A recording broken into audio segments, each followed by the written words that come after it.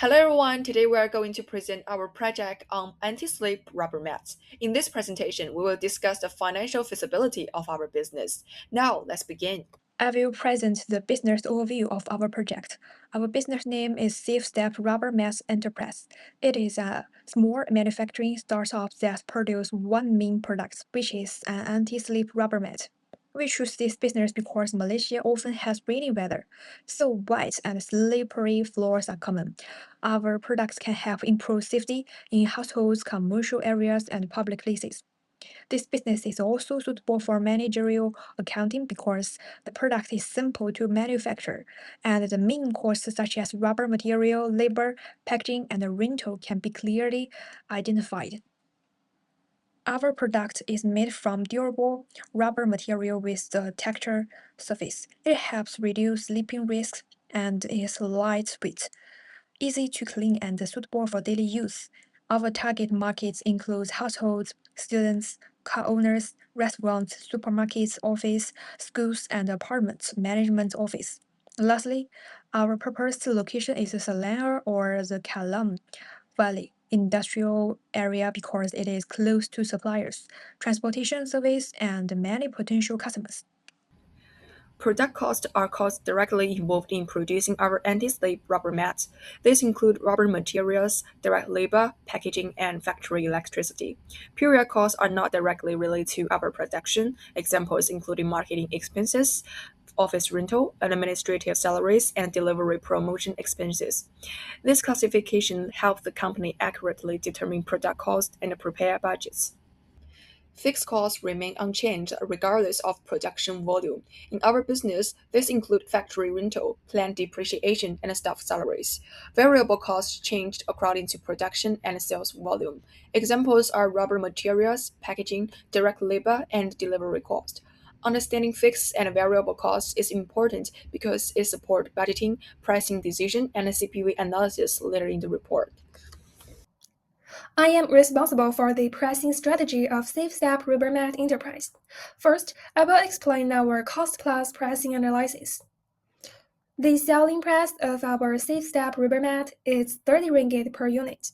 To determine whether the selling price is appropriate, we calculated the production cost per unit. The direct material cost is 10 ringgit, the direct labor cost is 3 ringgit, and the manufacturing overhead cost is 4.43 ringgit. Therefore, the total production cost per unit is 17.43 ringgit.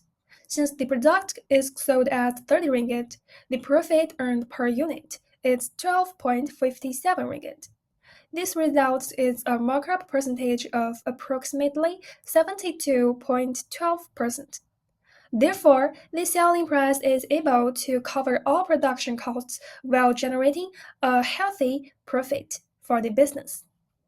And next, I will explain our market-based pricing analysis. Based on our market research, similar anti-slip rubber mats in Malaysia are usually sold between 25 ringgit and 40 ringgit. Our selling price of 30 ringgit falls within this market range. This makes our product competitive and affordable for the customers. Customers are willing to buy our product because it provides several benefits, including anti-slip protection, durable rubber material, easy maintenance, and good value for money. In addition, the selling price allows the company to earn profit while remaining attractive to customers. In conclusion, 30 ringgit is a reasonable selling price because it covers production costs, generates profit, and remains the competitive in the market. Therefore, this pricing strategy supports the profitability and long-term sustainability of SafeStep Rubbermat Enterprise. Then we focus on the budget part. First is sales budget from May to October. As we see, the budget sales increased from 1,000 unit in May to 3,000 unit in October because of the higher seasonal demand, and also with a fixed price of 30 ringgit per unit. And we also assume that all sales are made in cash, so there is no account receivable at the beginning of the period. So this just means that the cash collected each month is equal to monthly sales. So over the 6 month period, the total cash inflow from sales is 333,000. Next is the production budget. This budget tells us how many units we need to produce each month to meet customer demand and maintain enough inventory on hand.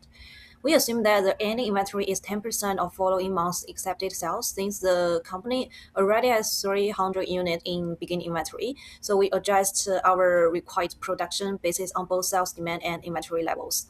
And we found that as sales increase over 6 months, production also increased from 820 units in May to 2,950 units in October.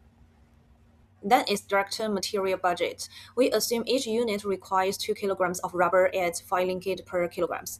And based on the planned production of 11,050 units, a total of 22,100 kilograms of rubber is required, with a total material cost of 110,500 ringgit. And we also assume all purchases are paid in cash in the month of purchase and no ending raw material inventory is kept. So this budget just help the company estimate the quantity and the cost of material needed for the production, and also help us to plan purchase and control our material cost. Next is the direct labor budget. We assume each unit requires 0.3 hours of direct labor, and the labor rate is 10 ringgit per hours. And based on the planned production of 11,050 units, the total labor requirement is 3,350 hours, and resulting in the total labor cost of 33,150 ringgit. So it can be seen that the labor cost increase gradually in line with the production volume. So this budget just help us estimate labor hours and the labor cost required and keeps our labor costs under our control. Next is manufacturing overhead budget. This budget includes both variable and fixed cost basis on direct labor hours, and our variable overhead rate is 3 ringgit per hours. So based on 3,315 direct labor hours, the total manufacturing overhead is 48,945 ringgit, consisting of 9,945 variable cost and 39,000 fixed cost. And after excluding 500 depreciation, the cash disbursement is 45,945 ringgit. So this budget just help the company control our indirect production cost and plan its cash flow more efficiently. Then is the selling and administrative expense budget. It includes both variable and fixed expense. We assume that the variable expense is 0.8 ringgit per unit sold, while the fixed expense are 1,800 per month. So based on the budgeted sales, total selling and administrative expense amount to 19,680 ringgit, while the cash expense are 17,880 ringgit after excluding 300 non-cash depreciation. So as we can see that the selling and administration costs increase as sales volume increase. So that's just help us to plan and manage our operation expense more efficiently. Next is the cash budget. This shows the expected cash inflows and outflows over the 6 month period.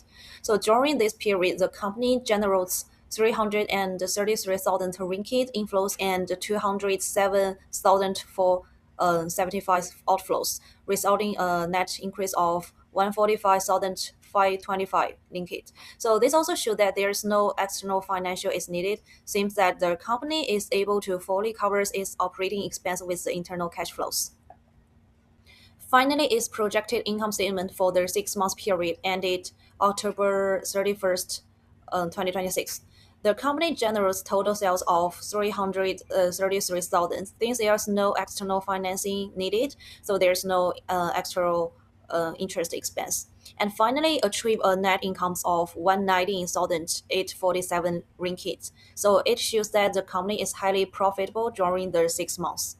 CVP and sensitivity. This is our table. According to the table, it is found that 51% of a non-slip pad covers fixed costs and generate profits. Therefore, the total contribution margin for 6 months is 16,9,830. Broke even and to get a perfect analysis, the broken even point is only 552 units months, while our meaning bagged sales volume is 1,000 units. The safety margin of 70.68% means that we will lose the money if the sales volume can drop by the more than 2/3. The actual profit of 11,000, 9,000 847 not only exceeded the medium-term target of 100,000, but also is close to the advanced target of 150,000, proves the strong profitability of the project. The most sensitive factor affecting our profit is selling price. When the price increasing by 20% from 30 to 36, the contribution margin is from 15.30 to 21.30 per unit. That's an X to 6 per unit. With expected sales of 11,100 units, total profit increased by 66,600 in. However, we must note a risk warning. Since our raw material is rubber, we need to closely monitor rubber price fluctuation in the global market. Our business creates values by providing affordable, durable, and safe anti-slip rubber mats. The product helps reduce sleeping accidents while remaining affordable for customers. Managerial accounting support value creation through cost control, budgeting, pricing decision, and profitability analysis. These tools help the business make better decisions and achieve sustainable growth. In conclusion, based on our analysis, the anti-slip rubber mats business is financially feasible, profitable, and sustainable. The business is expected to generate total sales revenue of 333,000 ringgit and a projected net profit of 119,847 ringgit within 6 months. The break-even point is only 3,255 units, while the projected sales volume is 11,100 units, indicating a high margin of safety and low business risk. Therefore, we believe that the anti-slip rubber mats business has a strong potential for future growth and expansion in the Malaysia's market. Thank you for your attention.